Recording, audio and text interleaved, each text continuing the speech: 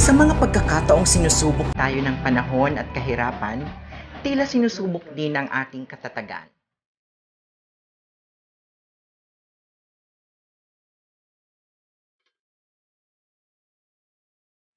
Ina, nanay, mama, o kung ano paman sa mga yan ang tawag natin sa tinaguriang ilaw ng tahanan, siguradong sa isang bagay tayo lahat sasang-ayon.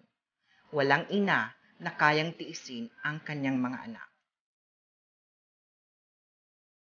Samahan niyo po akong tunghayan ang kwento ng isang mapagkalingang ina. Ina ng kanyang 6 na anak na may iba't ibang tatay. Magandang hapon sa inyong lahat. Ako po si Mitch Desunia and this is my story. Sa edad na 35 anyos, si Jezebel ay mayroon ng 6 na anak sa kanyang 3 naging karelasyon. May mga kwento na akala natin sa pelikula lamang. Lingid sa ating kaalaman, ito ay nangyayari rin sa totoong buhay. Kids. So, ilan ang babae, ilan ang lalaki? Tatlo. So, 3 babae, tsaka 3 yung lalaki.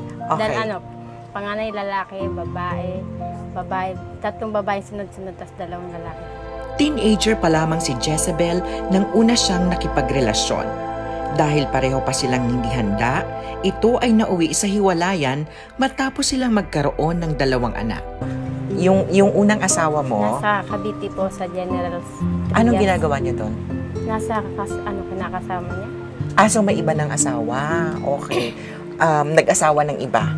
Okay. Yung pangalawa? Nasa Muntinlupa. Nakakulong. Okay. So, yung pangatlo? Nag-live-in kami ngayon. Tapos, okay. Hinanasa kanya yung baby ko. So, bali parang lumalabas, 3 beses kang nagmahal. Okay, so yung una mong napangasawa, hindi nagsusustento. Sino ang nang-iwan? Ikaw o siya? Siya. Iniwanan kayo. Anong trabaho niya? Ano po siya dati? Din siya? Construction din siya. Construction Tapos, din. Okay. mayroon siyang nakitang kapamatay lang yung asawa. Doon sila nagsasabi. Dahil may pera yung babae. Parang bata pa kasi kami nun eh. So parang ipinagpalit ka sa mas may pera. Opo. Matanda. Mas matanda sa kanya. Opo. Pero may pera. Opo. Okay. So yun ang kinakasama niya ngayon. Tapos hindi siya nagsusustento sa inyo. Opo. Anong trabaho mo dati? Nagwe-waitress sa gabi. Yan na lang naman po around 100. Kulang pa rin, di ba? Okay.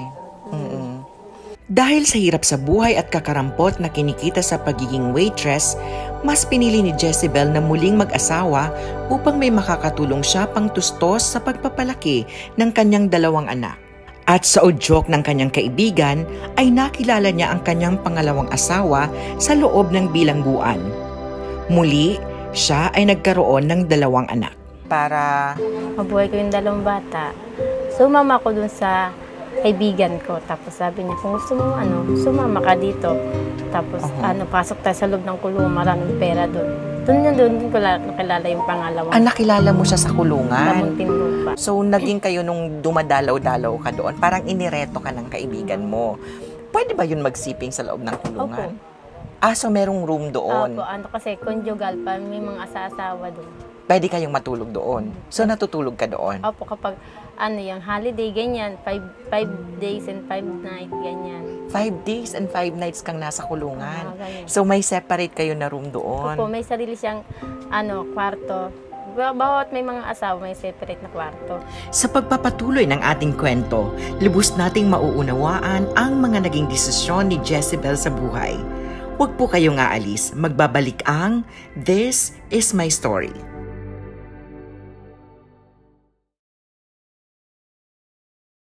So, naging kayo nung dumadalaw-dalaw ka doon, parang inireto ka ng kaibigan mo. Pwede ba yun magsiping sa loob ng kulungan? Opo. So merong room doon? Opo, kasi conjugal pa, may mga asawa doon. Pwede kayong matulog doon? So, natutulog ka doon? Opo, kapag yung holiday, ganyan, 5 days and 5 nights, ganyan. 5 days and 5 nights kang nasa kulungan.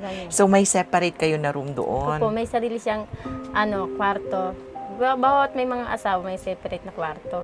At sa pagpapatuloy ng ating kwento, dahil magkalayo at padalaw-dalaw lamang si Jezebel sa piitan kung saan naroon ang kanyang karelasyon, hindi rin sila nagtagal. Nag-uusap pa kayo hanggang ngayon? Noong nakaraang linggo po, tumawag siya, nangangamusta. Okay, Tapos ano sabi nasabi mo? niya, pasensya na daw kasi hindi siya makatulong. Minsan po kasi nagbibigay siya pag meron siyang ano.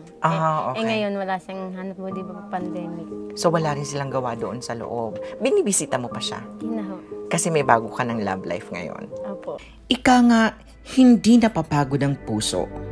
Sa kagustuhan niyang may makatuwang sa pagpapalaki ng ngayon 4 niya ng anak, si Jezebel ay muling nag-asawa at hiling niya na sana ay ito na ang huli. Ito namang pangatlo mong asawa, paano kayo nagkakilala? Ano po, pinakilala ng tiyahin ko sa akin. Okay. Para makatulong. Para makatulong.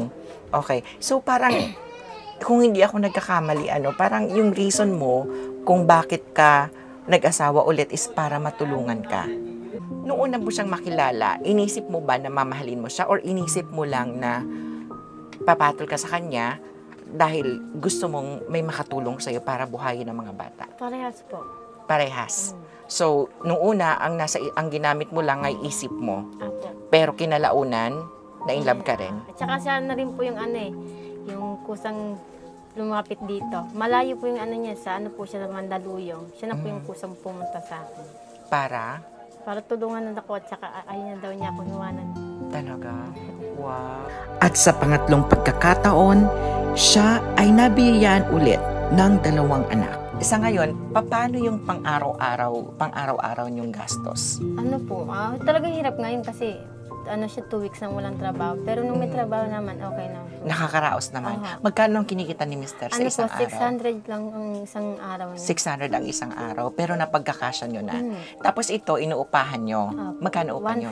1.5 sa isang buwan. Tapos ang kuryente, 20 pesos per kilowatt. So, yung panganay mong anak nasaan? Nasa general po, sa papa niya. Sa papa niya. Kinuha nung first husband mo. Sumama yung anak ko. Sumama Kasi yung anak gusto mo. niyang makaranas ng, ng pagmamahal ng tatay. So, mas pinili niya yung asawa mo. Ko na po, pinayagan ko kasi hindi siya nakaranas ng, ng pagmamahal ng papa niya. So, Miss ko na nga yun eh. Okay. Kailan kayo last na nagkita? Ano pa po 3 years na. 3 years na kayo hindi nagkikita. Kaya sobrang miss ko na yun. Pero nagkakausap kayo? Hindi po, kasi nagtampo siya sa akin. Nagtampo sa'yo yung anak Hindi na mo? kami Facebook. Kasi sabi niya, buntis ka na naman, mama. Ang dami na namin. Nagagalit siya kasi nagdagdagan na naman sila. Ilang taon na ba siya? Na po, 15. Aminado si Jezebel na nagkamali siya. Subalit hindi pa huli ang lahat.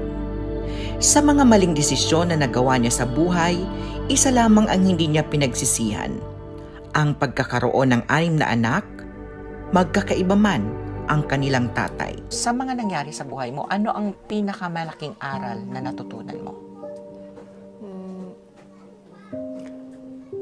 Yung maging matured yung isip kasi minsan hindi matured yung isip ko eh. Tapos hirap ipaliwanag. Ano? Yung kung kailangan buhayin yung anak, wag sarili na lang, wag na para hindi dumami. Huwag iasa sa ibang Opo. tao. Oo, huwag iasa sa partner. Okay, and ngayon na-realize mo na kahit anumang mangyari, Ayaw ka na. hindi ka na mag-aasawa ulit. Okay na siya ngayon. Sa ngayon. Okay.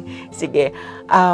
Maraming salamat sa iyo, Sabel, sa pag-share mo ng story namin. Salamat Sa pag-share mo rather ng istorya ng buhay mo ngayon. And I'm sure marami dyan ang makaka-relate at maaring, alam mo yun, makapulot ng lesson sa mga nangyari sa buhay mo.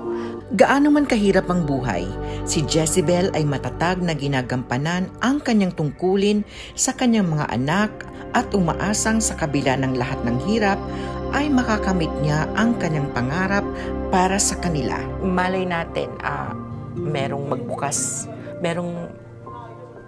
na opportunity para sa'yo para matapos mo yung pag-aaral mo and eventually matupad mo yung pangarap mong maging teacher.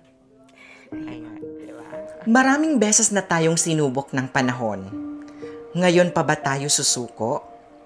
Pandemya, trahedya, sakuna, bagyo, o kung ano pang hirap ng buhay.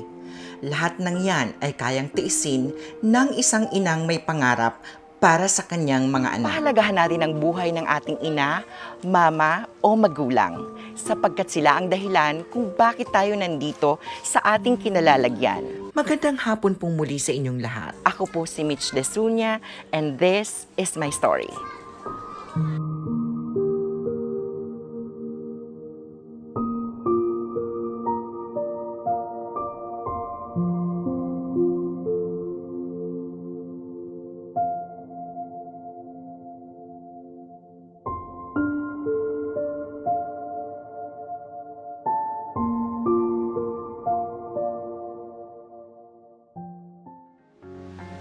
Sa ating pagbabalik, isa pang kwentong punong-puno ng inspirasyon ang aming handog sa inyo.